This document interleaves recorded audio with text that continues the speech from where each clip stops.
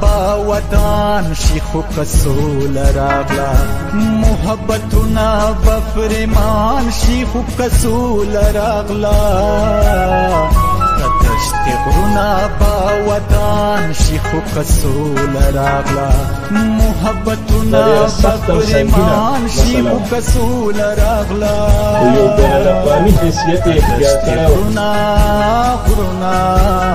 زمونږ استادو د پاره د دې مشرانو د پاره پکې یو پیغام دی چې هر مشر د علاقې په اخلاص باندې راپاسي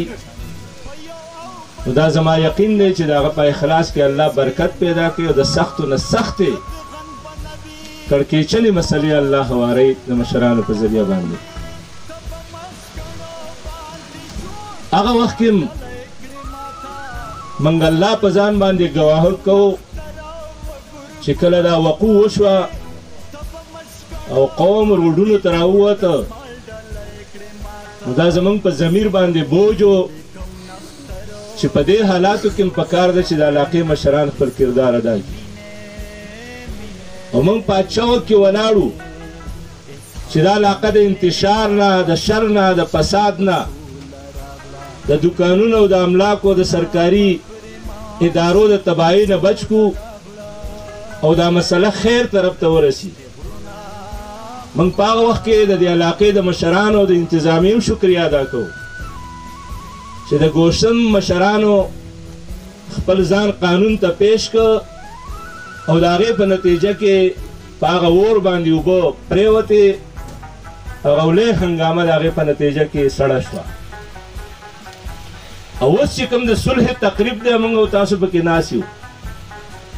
دا هم د دې لپاره دی چې شرونه د مسلو حل نه دی دشمني د مسلو حل نه ده کړی کول او جیلونه د مسلو حل نه ده مشران په دې علاقه کې موجود دي او دا د هغې ذمهداري ده چې کله درې کارونه موږ او تاسو ته حکم دی چې په دې کې جلدي پکاري یو چې یو انسان بیمار شي فوري علاج پکار دی ځکه چې دا بیماري سیوا کیږي او خورېږي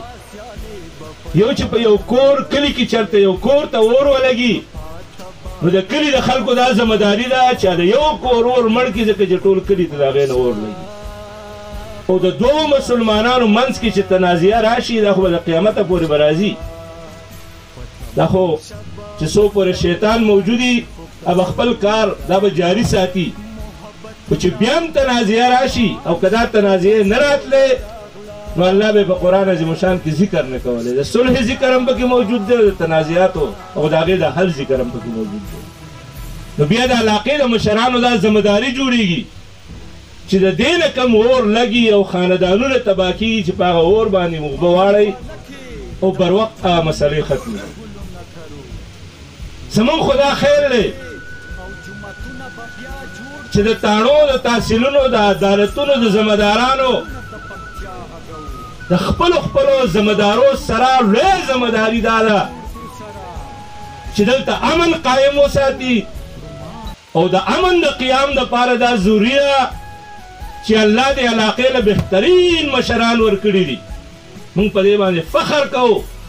چې الله دې علاقې له مشران ورکړي دي، ټول دیر له ورکړي.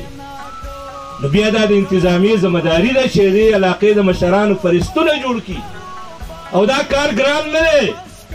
یو ډي پي او صاحب دیربالا ته راغلی و، میاں نصیب جان صاحب،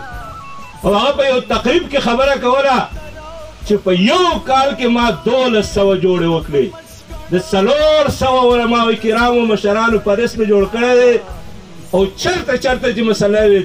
دیش او 50 کالونه وي، 15 مړي پکې شوي وو. او یو انتظامي سربراہ خپله ذمہداري ادا کړه، نو عدالتونو کې کیسونه ختم شو، تاڼو کې کم شو. دلته زمونږ د ډیپټي کمشنر هم دا توقع ده، ډي پي او صاحب هم دا توقع ده. دلته دا مشران تشریف فرما دي، یو امیر ګلاب سیشن جج دلته، او هغه د دې علاقې لوی جوړې د علاقې د مشرانو په ذریعه باندې کړي دي. دا د دې انتظامیې دپاره لاسونه دي، کاش دوی خپله ذمہداري په حقیقي معنو کې وپېژني،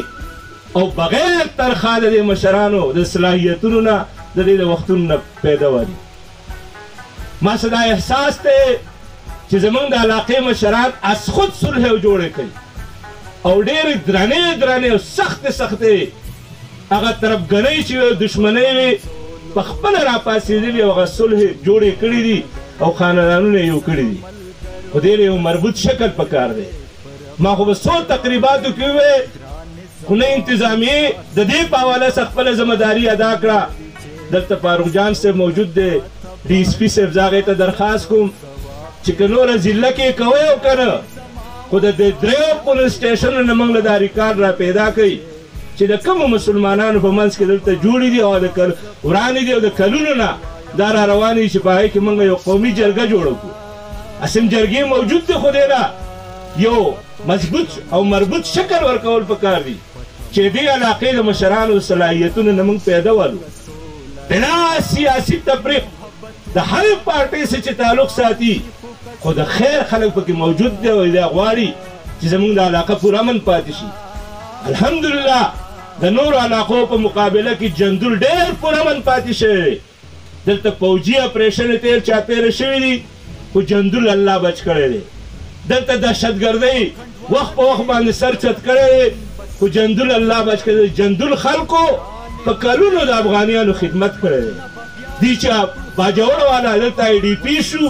دلته یو خپل کورونه خالي کړي وو، او په خیمې کې اوس د هغې خدمت یې کړی دی. نو دې وجه نه کومه علاقه کې چې د خیر خلک زیات موجود دي، الله هغه علاقه بچ کړي. نو موږ وایو چې یاره د دې دشمنو په وجه باندې، د دې نقصانات په وجه باندې زموږ د علاقه بچ شي. نو په دې کې انتظامیه هم پکار دی چې خپل کلیدي کردار ادا کړي، او دا مشرانو هم انشاءالله دې له مربوط شکل ور الله تعالی دې هغې له د هغې